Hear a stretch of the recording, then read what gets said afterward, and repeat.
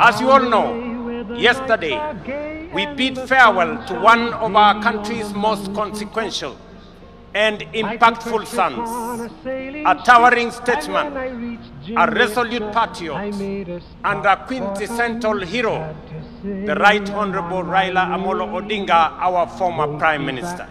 This is the man, the legend, and the Pan-Africanist to whom we dedicate this Mashujaa Day.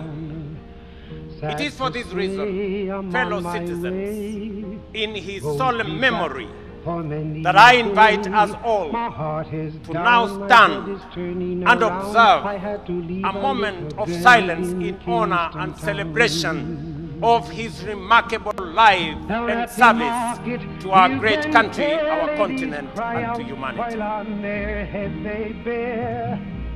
Ackee rice, salt, fish are nice, and the rum is fine any time of year. But I'm sad to say I'm on my way.